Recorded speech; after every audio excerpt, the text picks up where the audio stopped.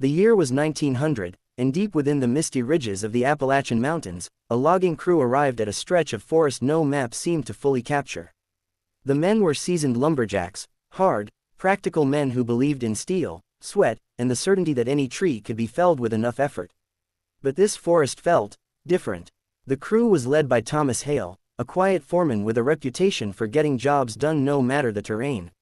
When they first stepped into the valley, the air grew strangely heavy, and the usual sounds of birds and insects seemed to vanish. Towering above them were ancient oaks unlike any they had ever seen. Their branches twisted like reaching hands. Their bark looked dark and damp, as if it had been soaked in rain for decades. And most unsettling of all, droplets of sap slowly ran down their trunks like tears. "Just trees," one of the men muttered, though his voice lacked conviction. They set up camp near the edge of the grove.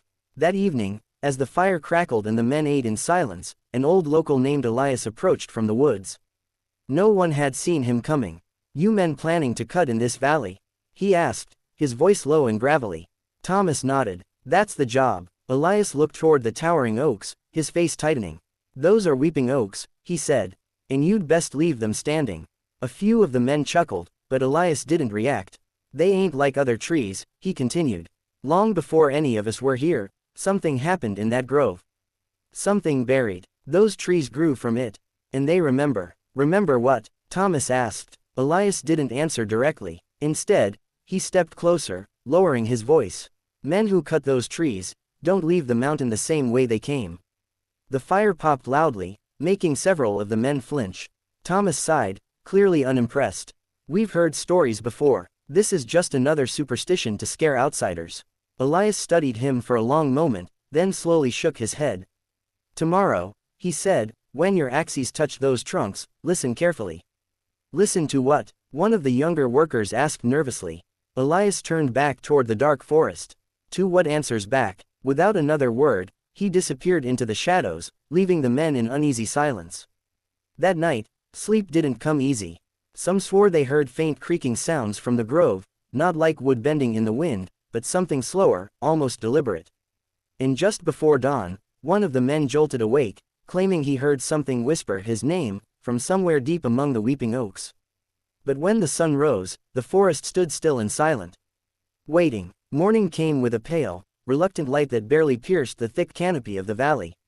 A cold fog clung to the ground, curling between the massive trunks of the weeping oaks like something alive. The men gathered their tools in uneasy silence. No one mentioned the whispers. No one mentioned the sounds from the night. But it was clear, they had all felt it. Thomas Hale, determined to keep control, barked orders. "We start with the outer line.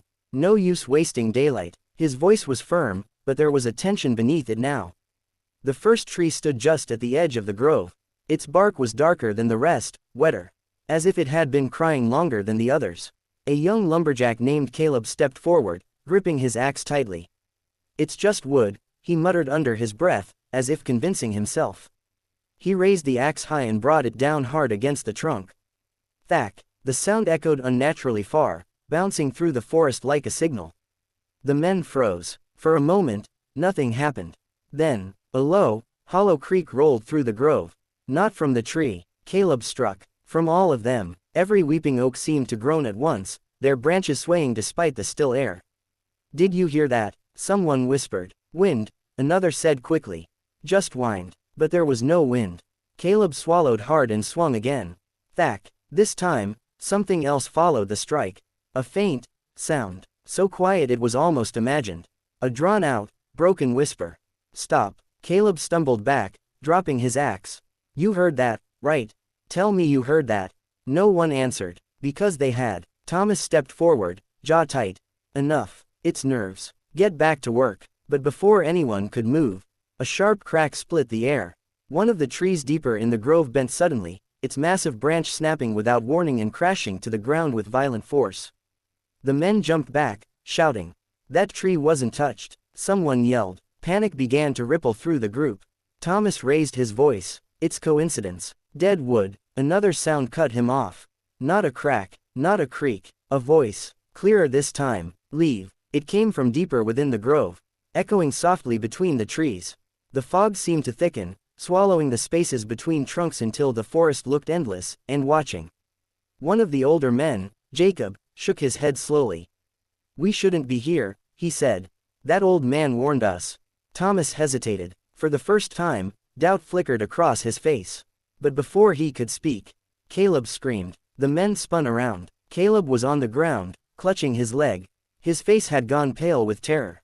"What happened?" Thomas rushed over. Caleb pointed shakily at the tree he had struck. The cut in the bark. It wasn't sap that seeped out now. It was dark, thick, and moving, slowly, like something alive. The liquid dripped down the trunk in heavy trails, pooling unnaturally at the base. And then, the ground beneath it shifted. Not sinking, not cracking, but breathing. The forest had been quiet before. Now it wasn't. Low whispers began to rise all around them, layered, overlapping, impossible to understand, but filled with warning. Or anger, or both. Thomas stood frozen, staring at the tree. And for the first time since arriving, he realized Elias hadn't been trying to scare them. He had been trying to save them. The whispers didn't stop. They grew. Layer upon layer of voices filled the grove, rising from the ground, from the trees, from the very air pressing in around them. Some sounded distant, others were so close it felt like someone was breathing right behind their ears. Caleb was still on the ground, shaking violently. "It moved, I swear it moved," he stammered, staring at the dark liquid pooling from the tree. Thomas grabbed him by the shoulders. "Get up, we're leaving, now." That was all it took.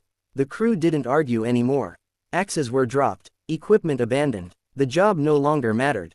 They turned toward the direction of camp, but something was wrong. The path they had come from was gone. Where there had been a clear opening between the trees, there now stood a dense wall of trunks, twisted and tightly packed together.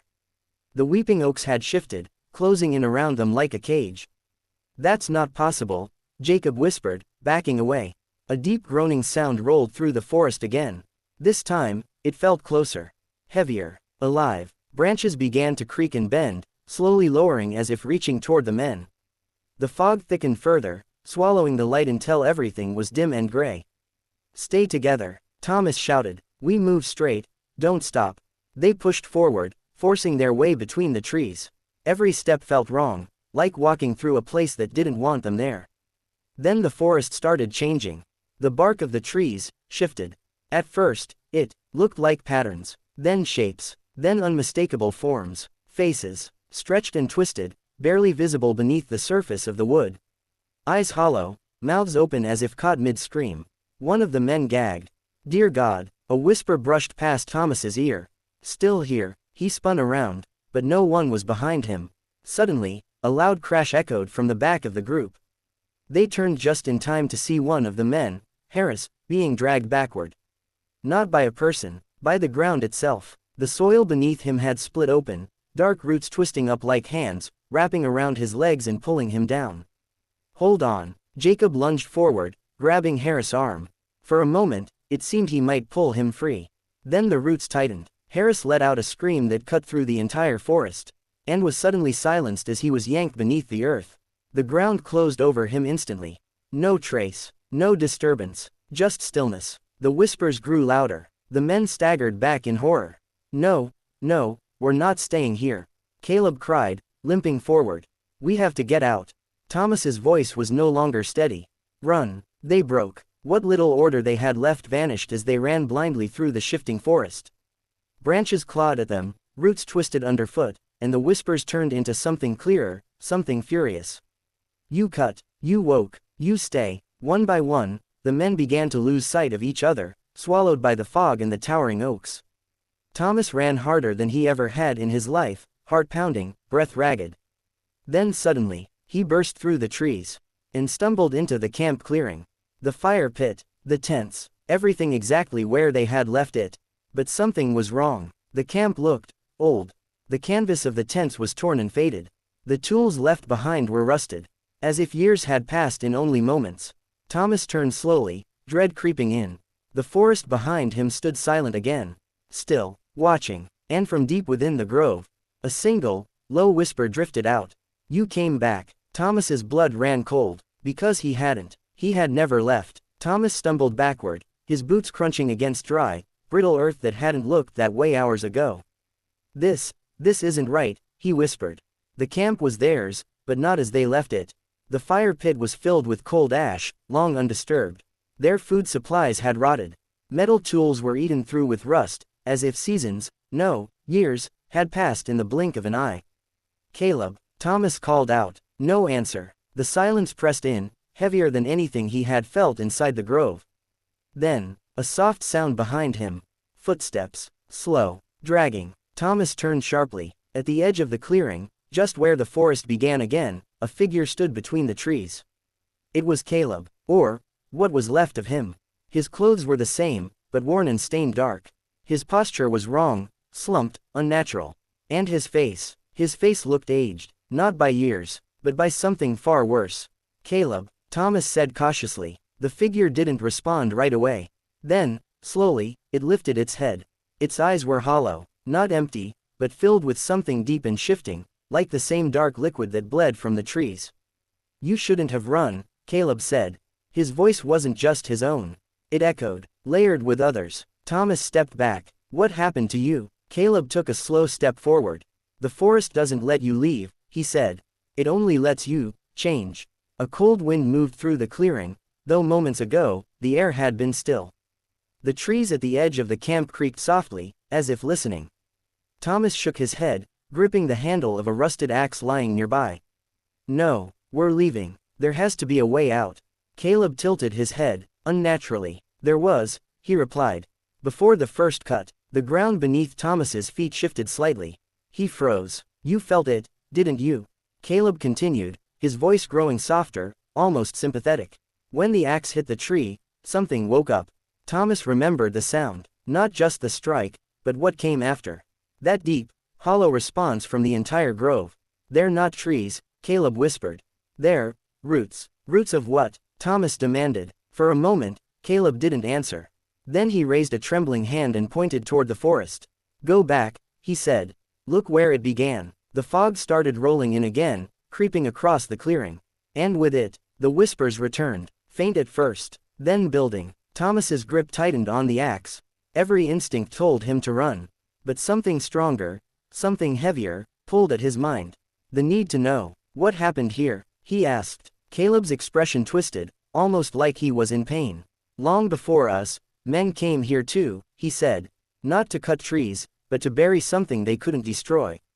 The whispers grew louder, angrier. They sealed it beneath the earth, Caleb continued. And these trees, they grew from it, holding it down. Thomas's heart pounded. And we? He asked. Caleb stepped closer, now only a few feet away. We broke the seal. The ground trembled. A deep, rumbling pulse echoed from the direction of the grove. Not random, not natural, like a heartbeat. Slow, massive, awake. Thomas staggered slightly as the sound rolled through him. From the forest, the trees began to sway again, more violently this time. Branches twisted, trunks groaned, and from deep beneath the soil, something pushed upward. Caleb's voice dropped to a whisper. It's rising. Thomas turned toward the forest, dread flooding every part of him. The weeping oaks weren't just reacting anymore. They were struggling, as if trying to hold something down. And failing. The ground split open with a deafening crack. Thomas fell to one knee as the earth beneath the forest heaved like a living thing trying to break free. The weeping oaks bent violently, mighty Visala trunks twisting under an invisible pressure. That deep, monstrous heartbeat echoed again. Closer now, stronger. No, Thomas whispered, staring at the grove. The soil between the trees began to rise, forming unnatural mounds as something massive pushed upward from below. Roots snapped and tore free, thrashing wildly as if in pain. The trees weren't attacking anymore. They were fighting, trying to hold the thing beneath them down. Caleb staggered beside him, clutching his head.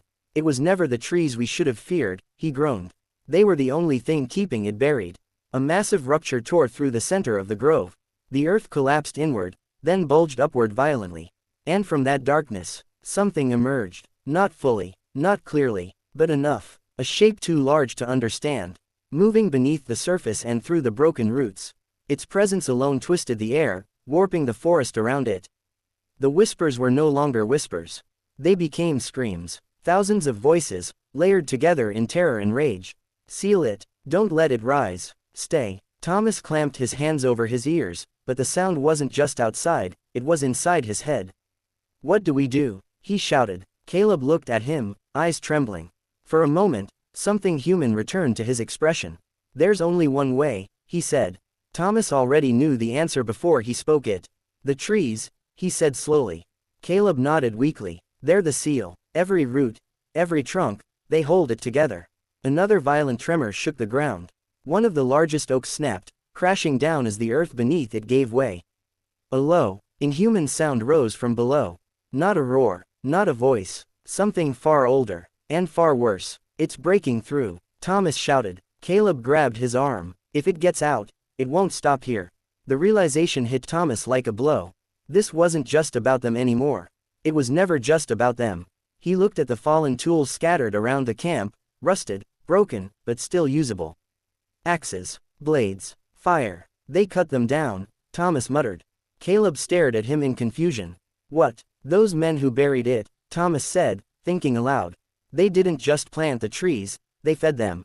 Blood, time, sacrifice." The whispers shifted, listening, waiting. Thomas's grip tightened around the axe. "If the trees are dying," he said, voice shaking, "then something has to replace them." Caleb's expression slowly changed, from confusion to horror. "No," he whispered. "You don't mean." Thomas stepped toward the grove. "I do." The ground split again, wider this time. A massive root snapped like a bone, flinging dirt into the air. The thing beneath surged upward. Closer, almost free. Thomas turned back one last time. "It has to hold," he said. "Even if it means we don't leave." Caleb shook his head, tears mixing with the dark stains on his face. "You don't understand what that means." "I do," Thomas said quietly. The whispers softened, not angry anymore, watching, judging, then slowly, approving. Thomas walked into the grove. Each step felt heavier than the last, as if the earth itself was pulling him down. The broken roots shifted around his boots, coiling like they were alive. The center of the rupture pulsed with that unnatural heartbeat. Thomas raised the axe, not toward the trees, but toward himself. Caleb screamed, "Thomas, don't." But it was too late. The moment the blade struck, the ground responded. Roots surged upward instantly, wrapping around Thomas's legs, his torso, his arms. They didn't tear him apart. They absorbed him, pulling him into the earth, into the network, into the seal. The forest exploded into motion. Every remaining weeping oak straightened at once, their branches lifting high as the ground sealed itself shut. The broken earth closed, the ruptures mending rapidly as roots reconnected, stronger than before. The heartbeat stopped. Silence fell, complete, heavy. The fog slowly lifted from the clearing. Caleb collapsed to his knees, breathing hard, staring at the place where Thomas had vanished. The grove stood still again, unmoving, as if nothing had ever happened. Days later, when locals finally dared to return, they found no sign of the crew. No camp, no tools, no bodies, only the weeping oaks, standing tall, silent, and among them, one new tree, its bark darker than the rest, its surface still wet, as if it had only just begun to weep. And if you stood close enough, you could swear, you could hear a faint, steady heartbeat deep beneath the roots.